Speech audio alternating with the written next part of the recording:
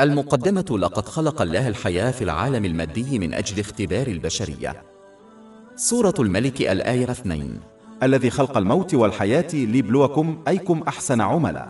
ومن أجل هذا الغرض خلق العالم المادي، وانشغل بالعديد من المشاغل والانشغالات التي تمنع الإنسان من الخضوع لله تعالى بتنفيذ أوامره والامتناع عن نواهيه ومواجهة القدر بالصبر. ويمكن تلخيص هذه المشاغل في 4 عقبات رئيسية سنناقشها بإيجاز في هذا الكتاب القصير. وبتجنب هذه العقبات الكبرى والتغلب عليها سيحقق المسلم الأخلاق الحميدة. وفقاً للحديث الموجود في جامع الترمذي رقم 2003، أشار النبي الكريم محمد صلى الله عليه وسلم إلى أن أثقل شيء في ميزان يوم القيامة هو الأخلاق الحميدة، وهي إحدى صفات النبي الكريم محمد صلى الله عليه وسلم التي أثنى عليها الله تعالى في سورة القلم الآية 4 من القرآن الكريم: وإنك لعلى خلق عظيم. لذلك فإن من الواجب على جميع المسلمين أن يتعلموا ويعملوا بتعاليم القرآن الكريم وسنة النبي محمد صلى الله عليه وسلم ليصلوا إلى الأخلاق الحميدة.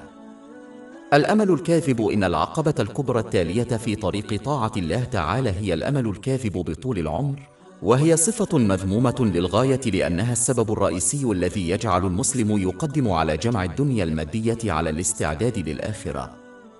ولا يحتاج الإنسان إلا إلى تقييم متوسط يومه الذي يتكون من 24 ساعة، وملاحظة مقدار الوقت الذي يخصصه للدنيا المادية ومقدار الوقت الذي يخصصه للآخرة حتى يدرك هذه الحقيقة. والواقع أن الأمل الكاذب بطول العمر هو أحد أقوى الأسلحة التي يستخدمها الشيطان لتضليل الناس. فعندما يعتقد الإنسان أنه سيعيش طويلاً فإنه يؤجل الاستعداد للآخرة، معتقداً خطأً أنه يستطيع الاستعداد لها في المستقبل القريب. وفي أغلب الأحوال لا يأتي هذا المستقبل القريب أبداً، ويموت الإنسان دون أن يستعد للآخرة على النحو اللائق. كما أن الأمل الكاذب بطول العمر يجعل الإنسان يؤخر التوبة الصادقة وتغيير شخصيته للأفضل، لأنه يعتقد أن لديه متسعاً من الوقت للقيام بذلك. إن الشيطان يشجع الإنسان على اكتناز الأشياء المادية مثل الثروة، لأنه يقنعه بأنه سيحتاج إلى هذه الأشياء خلال حياته الطويلة على الأرض. ويخيف الشيطان الناس فيعتقدون أنه يجب عليهم اكتناز الأموال لشيخوختهم، حيث قد لا يجدون من يسندهم عندما يصبحون أضعف جسدياً، وبالتالي لا يستطيعون العمل لأنفسهم. وينسون أن الله تعالى كما اعتنى برزقهم عندما كانوا صغاراً فإنه سيوفر لهم رزقهم في شيخوختهم أيضاً. في الواقع تم تخصيص رزق الخلق بأكثر من 50,000 عام قبل خلق السماوات والأرض. هذا مؤكد في حديث موجود في صحيح مسلم رقم 6748. ومن الغريب كيف يخصص الشخص 40 عاماً من حياته للادخار لتقاعده الذي نادراً ما يستمر لأكثر من 20 عاماً، ولكنه يفشل في الاستعداد بنفس الطريقة للآخرة الأبدية.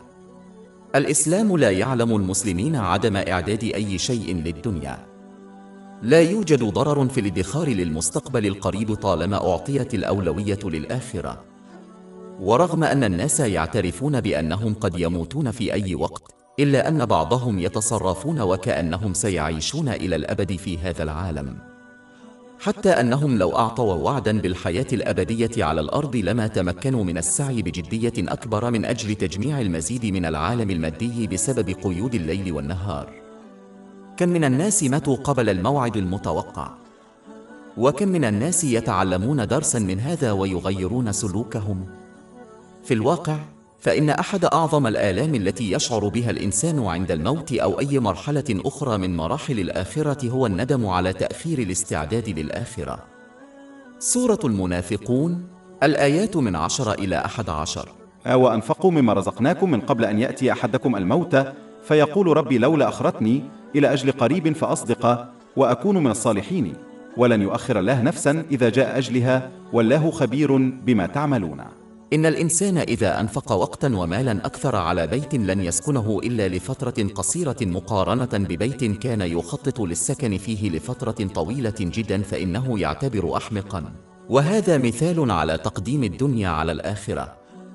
إن المسلم يجب أن يعمل للدنيا والآخرة، ولكن يجب أن يعلم أن الموت لا يأتي للإنسان في وقت أو موقف أو سن يعرفه، ولكنه آت لا محالة، ولذلك فإن الاستعداد له وما يؤدي إليه يجب أن يكون مقدما على الاستعداد لمستقبل في هذه الدنيا ليس من لمكان وقعه.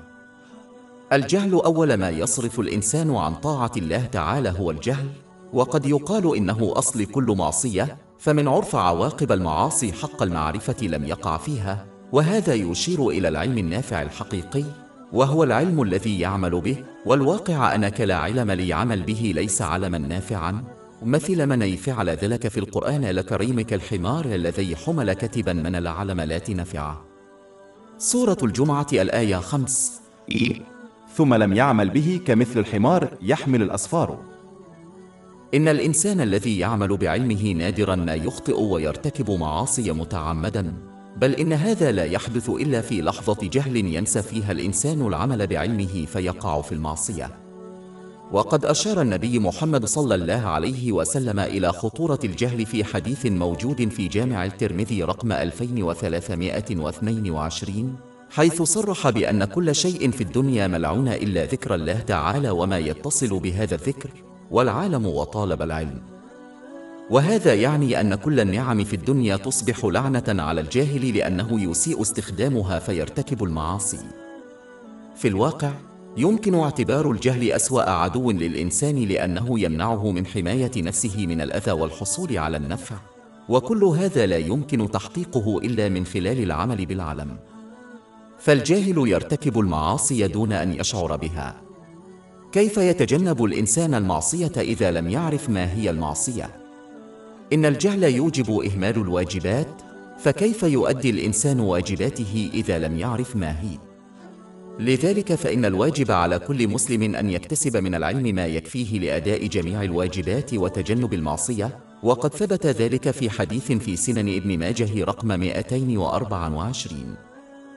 الكسب الحرام. إن العقبة الكبرى الأخيرة في طريق طاعة الله تعالى هي اكتساب المال الحرام واستغلاله، وهذا من كبائر الذنوب التي يجب اجتنابها بأي ثمن. ومن الواضح من القرآن الكريم وأحاديث النبي الكريم محمد صلى الله عليه وسلم أن الله تعالى ليقبل أي عمل صالح له أصل في الحرام، في مثلا من كتسب مالا حراما ثم استخدمه في أداء فريضة لحج فإنه بأضعوته لميجن شيئا غير المعاصي، وهذا لموقف يتناقض تماما مع تقوى الله تعالى، فهو ليقبل إلى من يخافه. سورة المائدة الآية 27. إنما يتقبل الله من المتقين. إن الحديث الوارد في صحيح البخاري رقم 1410 يحذر من أن الله تعالى لا يقبل إلا المال الحلال الذي ينفق في مرضاته، بل إن النبي محمد صلى الله عليه وسلم حذر بوضوح في حديث ورد في صحيح مسلم رقم 2346 من أن دعاء من يكسب المال الحرام ويستخدمه مردود عند الله تعالى. في الواقع لا يحتاج الإنسان إلا إلى القليل للبقاء على قيد الحياة في هذه الدنيا. ومن الواضح من السلف الصالح أنه من الممكن الامتناع تماما عن المال الحرام أو المشكوك فيه من خلال عيش حياة معتدلة بعيدة عن الإسراف. ومن الواضح أن المرء يميل إلى المال الحرام فقط بسبب رغباته وأمانيه غير الضرورية.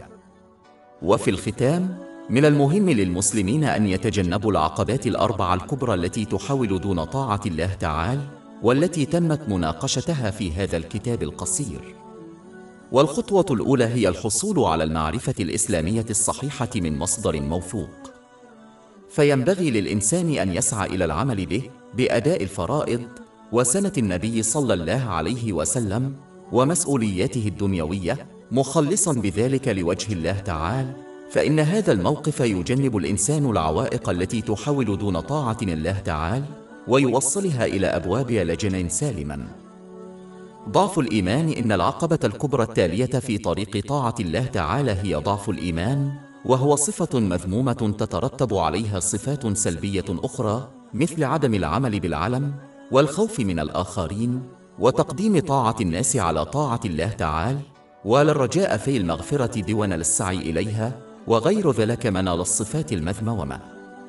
وأعظم آفة ضعف الإيمان أنه يفسح المجال لارتكاب المعاصي مثل إهمال الفرائض. وأصل ضعف الإيمان هو الجهل بالإسلام.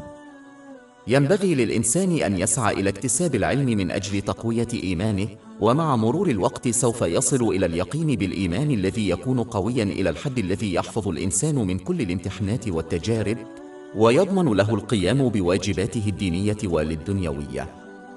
ويحصل على هذه المعرفة عندما يدرس الإنسان تعاليم القرآن الكريم وأحاديث النبي محمد صلى الله عليه وسلم. وعلى وجه التحديد، تلك التعاليم التي تتحدث عن وعود الثواب لمن أطاع الله تعالى والعقاب لمن عصى الله تعالى. وهذا يخلق الخوف من العقاب والأمل في الثواب في قلب المسلم الذي يعمل كآلية جذب ودفع نحو طاعة الله تعالى.